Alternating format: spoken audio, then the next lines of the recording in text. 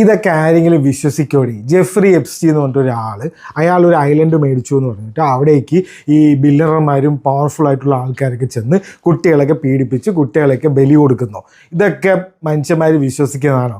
Conspiracy ഒക്കെ ഉണ്ടാക്കുമ്പോൾ മര്യാദക്കൊക്കെ ഉണ്ടാക്കി കൂടറേ എന്നായിരുന്നു ഈ ജനുവരി 30 വരെ ഈ ലോകത്തുള്ള മെജോറിറ്റി ആൾക്കാർ ചോദിച്ചുകൊണ്ടിരുന്നത്. അപ്പോൾ ഇപ്പോൾ അത് ഭയങ്കര മെയിൻ സ്ട്രീം ആയിട്ടുണ്ട്. ഇപ്പോൾ ഒരു മീം മെറ്റീരിയലാണ് എപ്സ്റ്റീൻ. അതേപോലെ ആൾക്കാർ അറിഞ്ഞിട്ടാണോ അറിയാണ്ടാണെന്ന് അറിയില്ല, കുറേ അഭിപ്രായങ്ങൾ കുറേ കാര്യങ്ങളൊക്കെ പറയുന്നുണ്ട്. നല്ല കാര്യം. ഞാൻ നോക്കുമ്പോൾ ഇൻ്റർനെറ്റ് നോക്കുമ്പോൾ എനിക്ക് കാണാൻ പറ്റുന്നത് world is divided into 2 types of people after the Jeffrey Epstein files. അത് എങ്ങനെയാണെന്ന് വെച്ച് കഴിഞ്ഞാൽ പറഞ്ഞുതരാം. ആദ്യത്തെ ടൈപ്പ്, അയ്യോ എൻ്റെ ബില്യണർ, എൻ്റെ ഫേവറേറ്റ് ബില്യണർ അങ്ങനെയൊന്നും ചെയ്യില്ല. ഏതൊരു കമൻ്റൊക്കെ കണ്ടു, ഇലോൺ മസ്കിന് 5 ഭാര്യമാരും കുറേ കുട്ടികളൊക്കെ ഇല്ലേ, അയാൾക്ക് ഇതിൻ്റെയൊക്കെ ആവശ്യമുണ്ടോ? ബിൽഗേറ്റ്സ് ഒക്കെ ഇങ്ങനെ ചെയ്യൂ, ഞാൻ ബിൽഗേറ്റ്സിനൊക്കെ വെച്ചത് ഈ ഒരു ലെവലിലാണ്, അപ്പോൾ ബിൽഗേറ്റ്സ് ഒക്കെ അങ്ങനെ ചെയ്യൂ എന്നൊക്കെ പറഞ്ഞിട്ട്, പിന്നെ ട്രംപ് ഒന്നും ഇങ്ങനെ ചെയ്യില്ല, പിന്നെ എൻ്റെ നേതാവൊന്നും ഇങ്ങനെ ചെയ്യില്ല എന്നൊക്കെ പറഞ്ഞ് കുറേ കരച്ചിലും ഇതൊക്കെ കണ്ടു. അപ്പോൾ ഇതാണ് ഒരു ടൈപ്പ് ഓഫ് പീപ്പിൾ.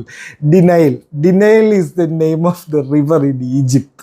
ഇനി വേറൊരു ടൈപ്പ് ഒരു ആൾക്കാർ നമ്മുടെ അലക്സ് ജോൺസിനെ പോലുള്ള ആൾക്കാരാണ്. ഇയാളാണ് ഈ കോൺസ്പിരസിയൊക്കെ ഇങ്ങനെ വൈൽഡ് കോൺസ്പിരസി ഉണ്ടാക്കുന്നത്.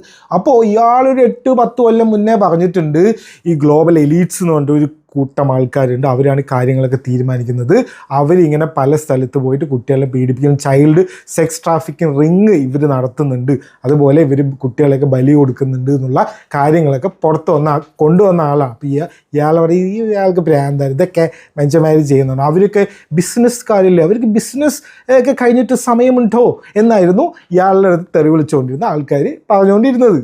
പിന്നെ വേറെ കുറേ ആൾക്കാരുടെ വിചാരം ഇതെന്തോ മഞ്ഞപ്പത്രത്തിൽ അടിച്ചു വന്നതാണ് എന്നുള്ള രീതിയിലാണ്. ഇത് അമേരിക്കൻ DOJ, ഡിപ്പാർട്ട്മെൻറ്റ് ഓഫ് ജസ്റ്റിസിൻ്റെ ഒഫീഷ്യൽ വെബ്സൈറ്റിലുള്ളതാണ്. DOJ എപ്സ്റ്റീൻ ലൈബ്രറിയിൽ നിന്ന് അടിച്ചു കൊടുത്താൽ സെർച്ചബിൾ സാധനം കിട്ടും.